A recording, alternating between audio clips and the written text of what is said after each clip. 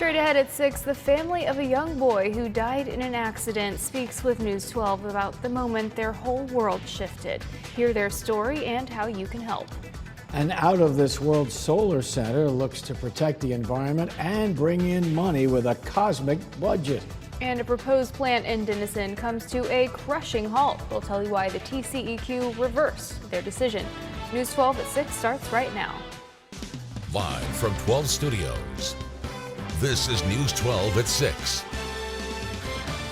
Good evening, everyone. Welcome to News 12 at 6. I'm Jeff Eliasoph. And I'm Caroline Fletcher. A UTV wreck in Bryan County last weekend ended in tragedy, leaving 6-year-old Colton Thompson Winquest dead. His family spoke with News 12's Olivia Thompson after a typical trail ride with his grandma ended terribly. Like any other time with Grandma Zhao, Colton's parents dropped him off to enjoy a trail ride to the lake. Just after 3 p.m. Saturday, it all came to a halt. They were going down a trail to the lake that they have taken a million times. For some reason, they hit an embankment, is what I'm told, and it rolled. And he fell out, and and it rolled up on him. Once they arrived to the scene, the coroner said that he died from blunt force trauma to the head. He went from sitting next to Grandma Zhao and happy and in his best life to, in heaven. Melissa and Jeffrey have had custody of Colton since 4 months old. They say Colton was a joy to be around and had just joined the Boy Scouts. He loved Minecraft, and we would play Minecraft all the time. He would make me, and he's the kind that would tell me how horrible I am at Minecraft. A passion that showed through his art. Weeks before the incident, Colton had several questions. He was really having some of those conversations about, where do you go if you die? He started saying things like, I want to go to heaven. And I said, oh, well, buddy, someday you will. Like someday, a long time from now, you've got to stay here. And he was like, yeah, but it's beautiful and it's peaceful. I was like, where's this coming from? Both mental health counselors for Anna ISD are now pulling on the same advice they give to others. We always tell, our clients that feel your feelings, always feel them, to let them out, never try to hold them in. We also have to tell ourselves life does have to move on to get out of bed and to do those things.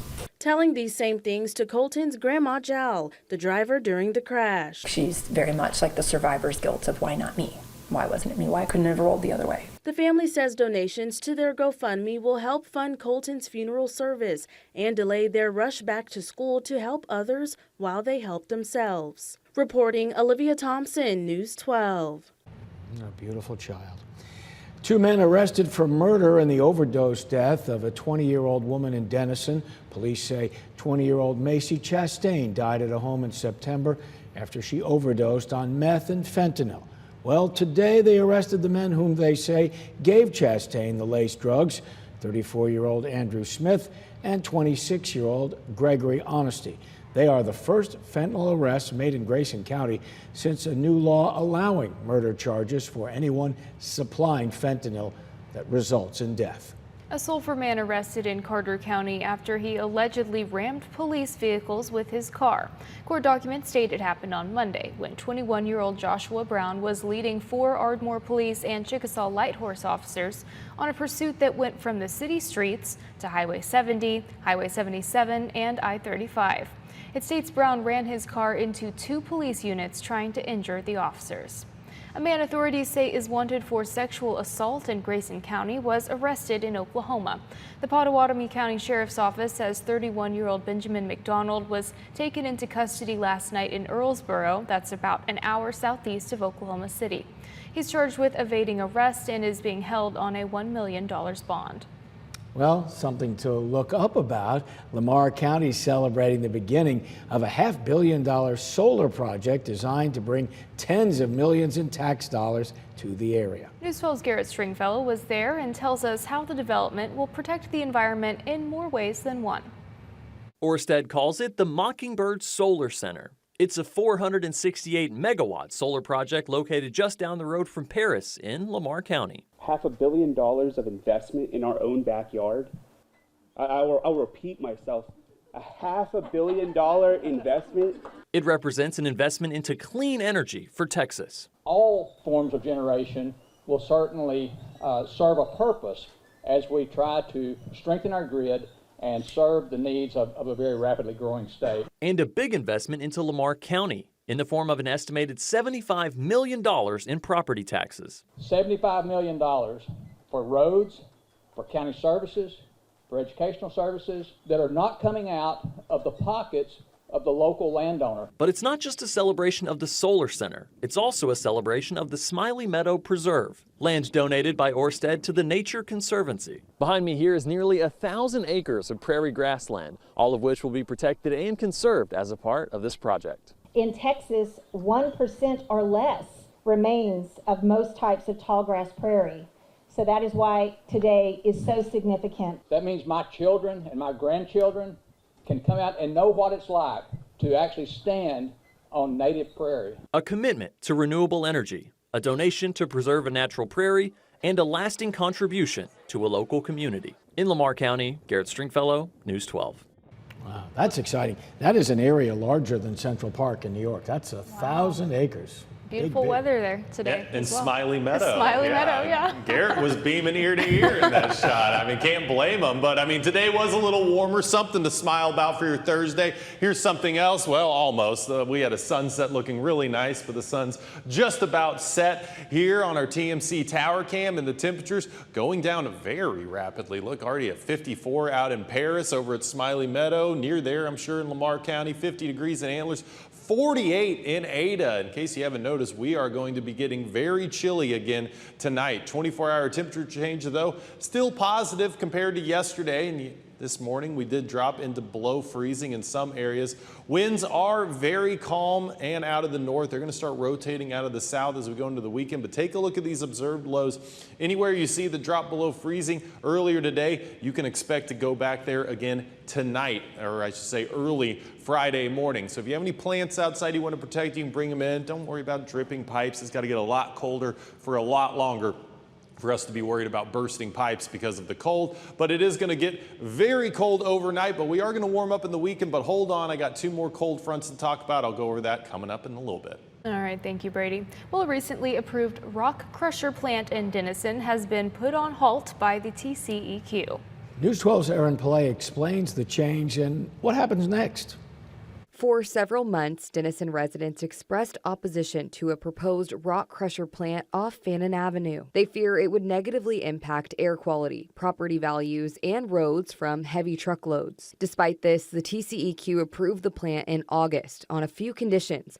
One was that the plant had to be more than 400 feet away from homes. The rock crusher, the placement of it was changed, and giving the spacing rules for those in association with houses in the area, the public needed notice of that. This irregularity in the North Texas Natural Select Materials application prompted the TCEQ to overturn its approval during a meeting in Austin on Wednesday. The commissioners believe that given the allegations in the motion that it needed to be overturned and sent back for public comment. A public hearing could follow. The rock crusher was not the only Grayson County-based project on the TCEQ commissioners' meeting agenda this week. A proposed wastewater treatment plant known as Treasure Island that would be built in Van Alstyne along a creek near Farmington Road was also discussed. Luckily for us here in Grayson County, the city of Van Alstyne, TCEQ allowed a contested hearing for the city of Van Alstyne. That date has not been set yet. I think it's natural that we're going to see more and more of these types of projects, but we have to manage where they're placed. That's the important thing.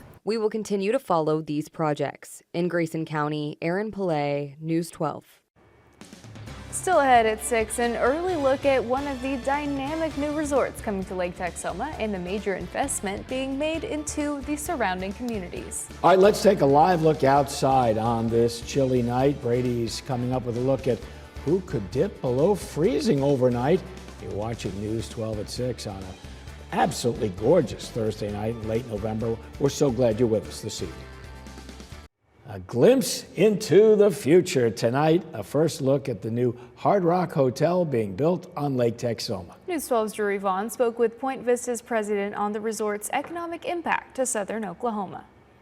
Phase 1 of the Point Vista project is already underway, making room for Oklahoma's first Hard Rock Hotel resort, complete with luxurious amenities and its own private Caribbean bay. It'll be 189 hotel rooms, 25 suites, 1 Rockstar suite, and it'll be anchored by an 11-acre Caribbean bay with nice clear beaches that people can enjoy. And if you see the landscape of it, it is going to be a true amazing integrated resort for people to come from all around. The Point Vista project also brings over 2,100 homes and rental properties, a convention center, and a water park with a $5.5 billion investment over the next few years. It's one of our first true residential products where it's an integrated resort with hotel and residential, and we're really trying to make this a world-class product. Point Vista President Grant Speaks says the project will also bring new job opportunities to southern Oklahoma. This development, when we're built out, it'll build over $200 million a year to this community, and we'll have lots of primary jobs and secondary and tertiary jobs because of this development. And says the next steps of development will be coming in the near future. And then we got plans for another hotel, a convention center hotel, that'll be about 350 hotel rooms, and we'll continue to expand, continue to make the development better. The hotel is expected to open by 2027. In Kingston, Jerry Vaughn, News 12. Fantastic. Grayson College showing off renderings for the new Dr. Mary Moses Health Sciences building. Let's take a look. The 4-story building will provide a modern center of activity for studying all aspects of health care. Happening tonight at Southeastern, the university's music department is holding a Symphonic Winds concert. It'll be at the Montgomery Auditorium in Durant, and the music starts this evening at 7:30. It's free and open to the public. Coming up, several Texoma teams get ready for round 2 of the playoffs, including Gunner, Van Alstyne, and Collinsville. That's later in sports. And if you're going to be watching any football tomorrow, you will want to grab a jacket. It's going to be a freezing start to your Friday, but we're going to warm up for the weekend. I got your weekend forecast coming up. From the Weather Authority, here's meteorologist Brady Blackstock. Good evening, Texoma. Welcome back to News 12 at 6 on this Thursday night. Getting colder out there. Already dropped down to the 50s here in Sherman. Calm winds. That's really going to accelerate those temperatures, coming down very low as we head into the overnight. Temperatures all across. Got some more 40s up there. Antlers and Atoka joining Ada in the colder areas here in Texoma, but 24-hour temperature change. Hey, this looks nice. A little warmer than we were last night, which got very cold as well. But the winds, though they're out of the north, they are very calm. We're going to see probably just all calm across those very soon, and no wind gust report at all. So tonight's forecast getting very close to freezing. I do think some areas are going to get below freezing for just a little bit early Friday morning, thinking about between 4 and 7 a.m. But the almanac, today's high, we were above average. Normal high is 60. We got above that. But as far as that normal low of 41, which will soon be 40, we're going to be dipping into the 30s yet again like we were this morning. Here were the lows from this morning. See a few 20s on there. Anywhere you see a 20, I would expect to drop below freezing again tonight. Really, these northern counties in Oklahoma on our Texoma viewing map should expect to drop below freezing for just a little bit. And Marietta is always running a little colder there geographically. And along the Red River, I am seeing some dew points above freezing. That's a good sign that you won't dip below freezing. But other areas like Tishomingo, I'd expect that to get pretty chilly overnight. Here's a time lapse of your sunset going down, and now the cold temperatures can settle in. And if we go ahead and look to tomorrow night, it will be a cold into the Friday night blitz, though I'm sure there's plenty more high school football. We'll check in with David in just a moment, but calm and clear conditions, mid-50s. Definitely bring a jacket, and I'd wear some headgear. I need something on my head last week when it was a little warmer, so it's going to be a little colder than last Friday. But forecast temperatures for your Friday morning starting out around freezing in the 30s and warming up not much at all to the low 60s. It's going to actually be a little cooler in the afternoon than it was today. Now going into Saturday, we'll dip down cold again, but that'll be normal lows in the low 40s. And then Saturday jumping up to the 70s, really warming up just a little bit for the weekend, looking at above average temperatures. And that's because these winds are going to pick up out of the south big time on Saturday and even more on Sunday. And that is going to be ahead of our first of 2 cold fronts coming next week. The first will be Monday, all that dry air moving that wet air back out again. So we'll have some cold overnights again, but it's going to recover in time for Wednesday for another one to come through. And this second cold front actually could bring some rain chances, but they are very low at about 10%. This particular model showing just a little bit of light rain in our eastern counties. That's going to be on Thanksgiving, and we really have a lot of uncertainty. So I put 10% on Wednesday and Thursday. It all depends on the timing of that cold front, but you can see the temperatures dropping on Wednesday from the 70s all the way down to 50 degrees, and we are looking at below average temperatures for the holidays. So that turkey's going to have to keep twerking as it goes into the holidays, because it's going to have to keep the blood going because it is getting cold. I want to know what David thinks of the dancing turkey. We're talking about Brady, or we're talking about... Beautiful. No, I think it's great. It is that time of year, right? It's also time for football. Coming up, the second round of the high school football playoffs are just a day away. We'll hear from several teams still in the chase, including the overpowering Sulphur Bulldogs. Sports is next. Now, your award-winning local sports coverage. Here's David Reed. The high school football playoffs head into round 2 tomorrow night for several Texoma teams, including a key Class 3A matchup featuring Sulphur and Ida Bell.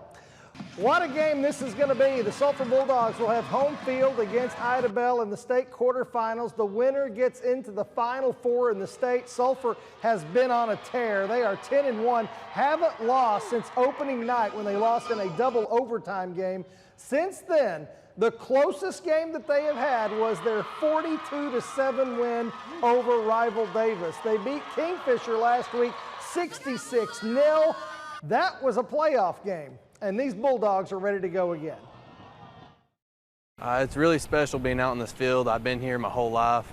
Just put blood, sweat, and tears all into it, and we're going to put it out there on Friday night. Yeah, we could look back and say we won 66-0. We're pretty good, but that's not what we do. We see, hey, we could have scored more. We could have been faster, better. And that's what we're working on this week. Our kids are up to the challenge. They're up to the challenge each and every week, and they look forward to Friday nights. They look forward to playing a football game. And luckily, by winning our district, we get to be at home Friday night. That's a huge advantage in the playoffs. So we're calling this our real senior night. Our seniors, this is it. This is their last football game at Sulphur on this field. So it's a cool deal, knowing that that's going to happen. So they'll be ready. They're ready for any challenge we put in front of them. The Van Alstyne Panthers are headed to round 2 of the high school playoffs. Van Alstyne will play Van this week. VA has been on a hot streak. They've won 7 straight, swept their district. Now they take on a Van Vandals team that has had a lot of success in a tough district. Should be a great game on Friday in Mesquite. I mean, you're in the second round of the playoffs. I mean, everybody's going to be really, really good at this point. But Van, they have great tradition over there. Those guys do a great job of coaching their kids. It's very, very evident on video, and obviously they have the same record that we have, and so it's going to be a really good matchup for us. The Gunner Tigers roll into round 2 of the football playoffs. They will play City View down at that new Eagle Mountain High School. The Tigers have won 8 in a row, including a 48-0 win in the opening round over Trinity Leadership. A great springboard for this postseason run. Getting off to a great start in the first round is always a plus. I think the kids played extremely well. We had a great week of preparation and went out there and got that first win, and hopefully that can kind of propel us into this next round. The Collinsville Pirates will head out to Iowa Park for their second round game. Collinsville will take on Wellington on Friday. The Pirates ran Roscoe out of the building in the opening round, 52-0. Things do get tougher, but these Pirates are ready to set sail on round 2. They're, a wing tee-based team, a slot tee-based team.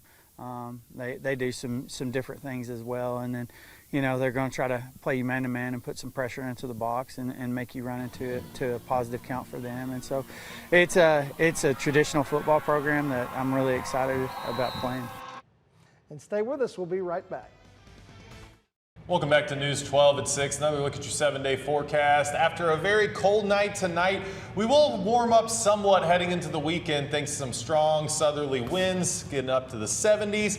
But we have not one but 2 cold fronts coming our way. One on Monday that will knock us back down into the 60s, and one on Wednesday or Thursday. We're still a little uncertain on the timing that's going to make for a very cold Thanksgiving holiday. Alrighty, I'll have my sweaters ready. Very good idea. We're getting that season. Yeah, and I'll make sure my turkey knows how to dance, I guess. Good luck with that. Thanks for watching News 12 at 6. We hope to see you right back here at 10 o'clock. Until then, please be safe and be well.